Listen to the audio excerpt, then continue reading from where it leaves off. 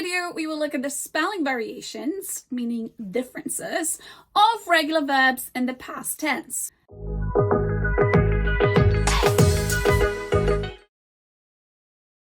First up, we have verbs that require no change in their spelling to form the past tense. You simply add ed to the base verb. When I say base verb, I mean the basic form of a verb. So, visit becomes visited, talk becomes talked, and play becomes played. Now, these verbs are easy to remember. However, the pronunciation can be a bit tricky. Remember that ed is never pronounced ed. Ed is a name, Eddie or Edward. There are only 3 different ways of pronouncing regular verbs in the past: d, t, and id. Now, let's talk about verbs where you need to double the final consonant before adding ed at the end. Now, this rule applies when the base form, meaning the basic form of a verb, ends in a single consonant and a stressed short vowel sound. I'll explain in a minute. For example, stop becomes stopped, stopped. Plan becomes planned, planned. Swap becomes swapped. And hop becomes hopped. I will explain now. So in many English words, there are both stressed and unstressed syllables. A stressed syllable is pronounced with more emphasis and sounds louder and more distinct. So unstressed syllable is pronounced with less emphasis, often more quickly and less distinctively. When it comes to the correct pronunciation, stress is very important, as it can affect the meaning. I'll give you an example.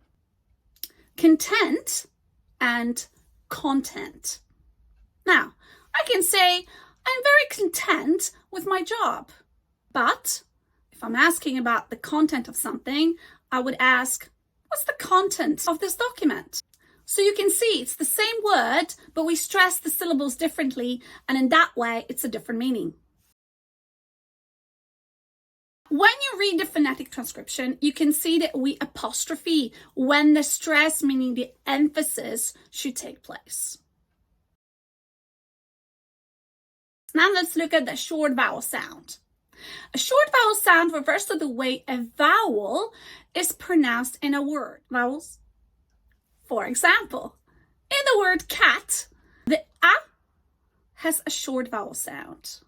We don't say cat. No, we say cat, which is quick. That's why it's a short vowel sound. Now, let's go back to our rule of doubling the final consonant when forming the past tense of regular verbs. This is often related to the pronunciation of the vowel in the base form of the verb. So we look at the basic form of a verb and we say, okay, how do we pronounce the vowel, right? So hop, hop, oh, it's a very short, so it's a short vowel. So then it's hop becomes hopped, or stop. It's a quick O. We don't say stop, we say stop. Then the final syllable is stressed because we say hop or stop. And this is when we have to double the final consonant. Now remember, it is stressed short vowel sound that matters here. So some regular verbs only require the addition of d to form the past tense, typically because e is already there. So bake becomes baked, or dance becomes danced, and move becomes moved, and love becomes loved. And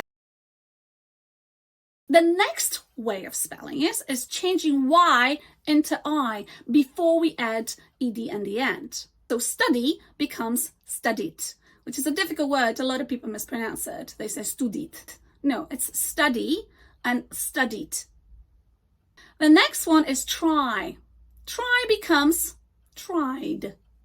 Cry becomes cried. Carry becomes carried.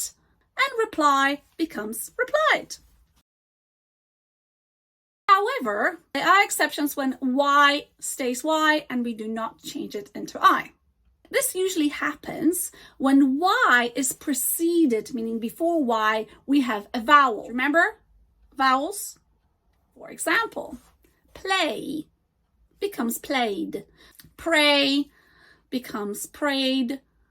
Delay becomes delayed. And employ becomes employed.